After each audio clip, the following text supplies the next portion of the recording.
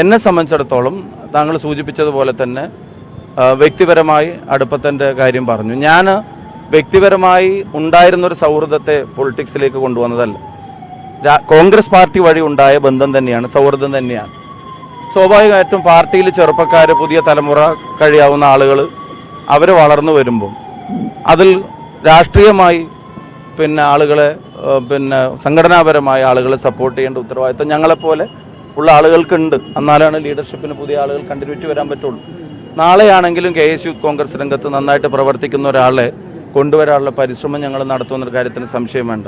പക്ഷെ വ്യക്തിപരമായി ഓരോരുത്തരിലേക്കും നമ്മൾ ചൂഴ്ന്നിറങ്ങിയിട്ടില്ല. അവരുടെ രാഷ്ട്രീയത്തെയാണ് നമ്മൾ പിന്തുണക്കുന്നത്, നമ്മൾ സപ്പോർട്ട് ചെയ്യുന്നത്. അവരുടെ സംഘടനാ പ്രവർത്തനത്തെയാണ്, ഓർഗനൈസേഷൻ ഓപ്പർച്യൂണിറ്റീസും അതിൻ്റെ പേരിലുള്ള മറ്റ് അവസരങ്ങൾക്കും ആണ് നമ്മൾ സപ്പോർട്ട് കൊടുക്കുന്നത്. അല്ലാതെ വേറെ തരത്തിലുള്ള പ്രവർത്തനങ്ങൾക്ക് ഈ പറഞ്ഞതുപോലെയുള്ള സപ്പോർട്ടല്ല നമ്മൾ കൊടുത്തത്. ഞാൻ യൂത്ത് കോൺഗ്രസിനകത്താണെങ്കിലും പാർട്ടിക്കകത്താണെങ്കിലും തെരഞ്ഞെടുപ്പിലാണെങ്കിലും ഒക്കെ ഒരു പുതിയ ഞങ്ങൾക്കൊക്കെ ശേഷം കടന്നു വരുന്ന തലമുറയിൽ ഞാൻ കഴിഞ്ഞ ദിവസം വേറെ ഇൻ്റർവ്യൂവിൽ പറഞ്ഞു, ഇനി ഒരുപാട് ചെറുപ്പക്കാർ വളർന്നു വരുന്നുണ്ട് കോൺഗ്രസിൽ. അത്തരം ആളുകൾക്ക് ഞങ്ങളെ കൊണ്ടാവുന്ന വിധം ഓർഗനൈസേഷനിൽ തെരഞ്ഞെടുപ്പ് രംഗത്തെ സപ്പോർട്ടുകൾ ചെയ്യാം. പിന്നെ ഇങ്ങനെ ക്രിമിനലായിട്ടുള്ള ഒഫൻസീവായിട്ടുള്ള പരാതികളോ ആക്ഷേപങ്ങളോ അത്തരം പരാതികളൊന്നും ഇത്ര ഒരു ക്രിമിനൽ പശ്ചാത്തലമുള്ള പരാതികൾ, നടപടിക്ക് വേണ്ടിയുള്ള പരാതികളൊന്നും ആ സമയത്തൊന്നും ഞങ്ങളെ വഴിക്ക് വന്നിട്ടില്ല. അല്ല, ഞാൻ പറഞ്ഞു അതാ ഞാൻ പറഞ്ഞത്. ഞാൻ അത്തരം ഒരു സാഹചര്യത്തിലൊന്നും അയാളുടെ സംഘടനാ പ്രവർത്തനത്തെയാണ്, രാഷ്ട്രീയ പ്രവർത്തനത്തെയാണ് പിന്തുണച്ചിട്ടുള്ളൂ.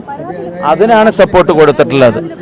അപ്പം അല്ല, ഞാനതാണ് ക്ലിയറായിട്ട് ഞാൻ പറഞ്ഞല്ലോ. ഞങ്ങൾക്ക് വ്യക്തിപരമായ അത്തരം ഇപ്പം പറയപ്പെടുന്ന ആക്ഷേപങ്ങളെ സംബന്ധിച്ചുള്ള കാര്യങ്ങളിലുള്ള പിന്തുണയല്ല, ഓർഗനൈസേഷനിൽ സംഘടനാ രാഷ്ട്രീയ കാര്യങ്ങളിലുള്ള പിന്തുണയെ കൊടുത്തിട്ടുള്ളൂ. അതാണ് ആ നിലക്കുള്ള അവസരങ്ങൾ പുതിയൊരാൾക്ക് കിട്ടണമെന്നേ ആഗ്രഹിച്ചിട്ടുള്ളൂ. പിന്നെ ഇനിയിപ്പം MLA സ്ഥാനത്ത് തുടരണോ വേണ്ടയോ എന്നുള്ള ചോദ്യം ചോദിച്ചു.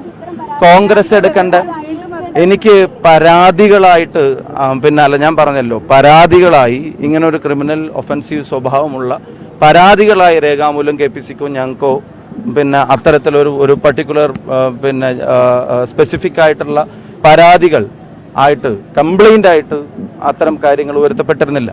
ഇനി എന്താണെങ്കിലും ഞാൻ ഒരു കാര്യം പറയാം, ഇങ്ങനെയൊന്നുമുള്ള നടപടികൾ ഇത്തരം കാര്യങ്ങളിൽ മറ്റൊരു രാഷ്ട്രീയ പ്രസ്ഥാനവും എടുത്തിട്ടില്ല. Congress as A political organisation എടുക്കാൻ കഴിയാവുന്നതിൻ്റെ എല്ലാ നടപടികളും ഇക്കാര്യത്തിൽ എടുത്തു കഴിഞ്ഞു.